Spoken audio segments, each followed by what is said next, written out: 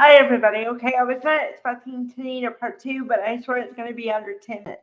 Okay, what I'm going to do in this video is continue with the exploration of the very last episode and give you some thoughts, and then that'll be it.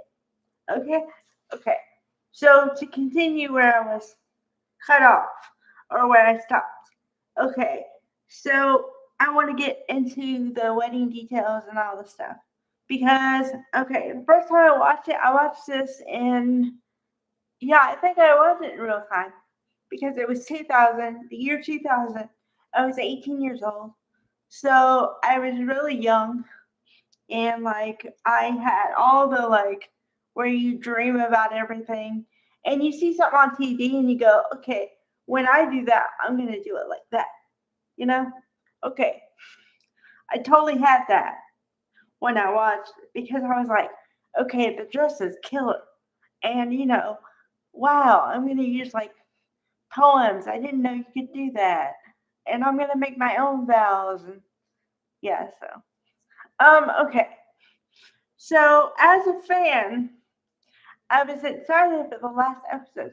I was kind of happy and sad at the same time because this had been a big part of my life up to that point, right? Okay, but on another side, I understood because it had been 10 years.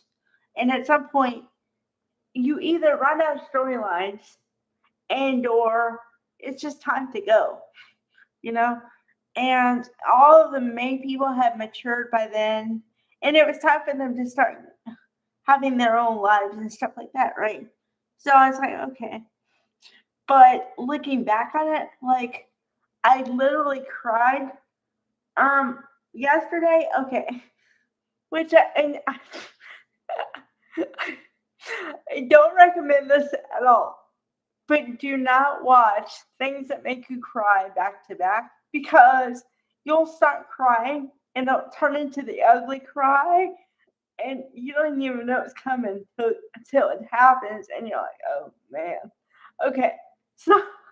So the first episode I talked about, um, the one where David broke up with Camille, that kind of made me sad a little bit because I knew the end was coming. Okay, the first episode where he does uh propose to Donna, I cried. The second episode that finishes the whole thing, Ode to Joy, I cried like I never cried in my life.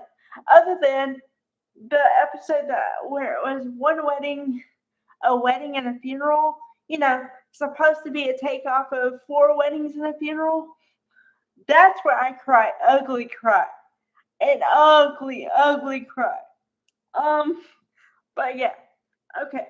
So because because I know all the details, that's probably why I cry. And then you put it in today's context, and that's another reason I cry. So, okay, the details which I'm talking about is I'm pretty sure for all the females in my audience, if you're between the ages of, say, 20 and maybe 50, and I don't mean to disregard anybody else. I'm just assuming that most people over a certain age have been married once. Okay? So I'm saying for people who haven't had the first marriage, one of the things that you think about is your father walking you down the aisle. Okay? Well, Donna's father can't do that because he already died in a previous episode. So she had to ask Nat, the owner of the Peach Pit, to walk her down the aisle. So that's another added element of wow, great, but sad. Okay. Then, okay, so basically, like I said, it's tying up loose ends.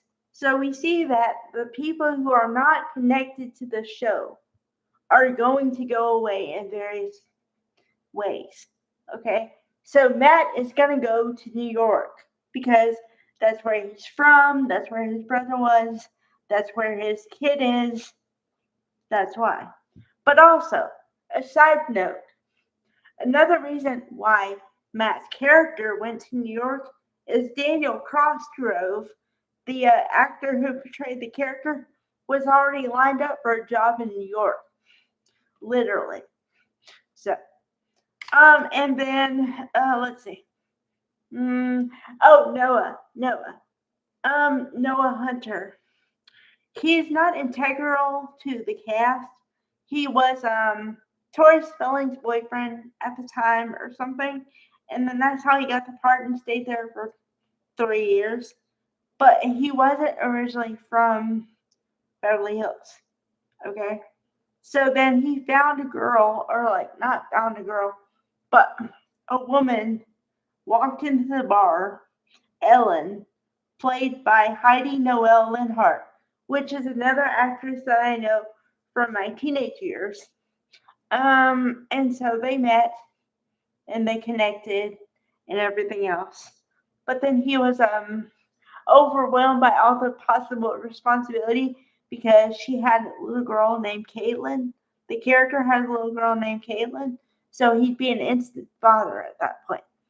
Okay, so then they wrote the storyline like he was going to go for a yachting thing, but then he changed his mind. But he's still going to be in, I guess, Brentwood, California, which I don't really know how close it is to Beverly Hills.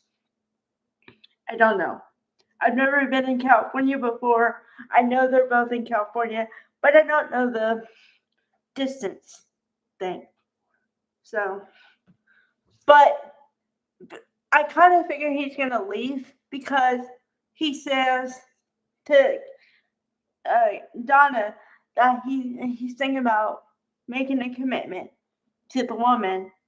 And so I assume he's going to go and say he can handle the commitment and move in with her, which she lives in Brentwood, California. Okay, so off the map.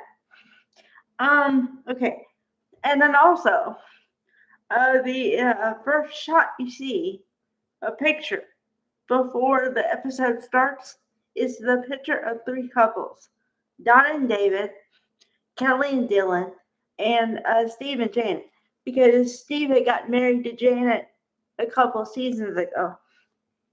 So essentially, the 3 couples. Okay. So then that finishes that storyline. So then Kelly and Dylan aren't going to get back together. It's a matter of time. And let's see. Oh, the thing with Janet and Steve was they met because they worked at the Beverly Beat together, which is a small newspaper which Rush Sanders, Steve's father, gave him the money to start the paper and said, "You're on your own at this point." And then they met and fell in love doing that. But then she wanted another job, like more challenges. So then she was hired at Beverly Beat, but then they changed it to another paper. But then they put a strain on their marriage. So then Steve wanted to work more than he was working, and Janet wanted to work together, but she just didn't know how it was going to work. So they decided to start their own paper again to be in competition with the other paper, Nouveau, or whatever they called it. So that's what happened with them. And then the rest of the episode is about the marriage of David and Donna. And I swear, okay, even if you're anti-marriage, even if you've been married for 20, 30 years, whatever, a long time, if you don't cry in this episode, you're not human. Because, okay, between how good they all look, and it's formal, and then also the dress, and just the vowels, everything. Crying buckets. But then at the end, I was happy because you kind of believe that these people will go on and be friends no matter what happens, and like they're safe, a family, within friends, within thing. And, for a minute, you suspend your disbelief and you go, okay, this will always be like this no matter what. Now,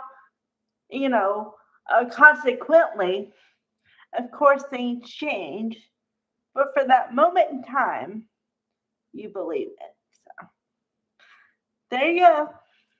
All right. Bye, everybody.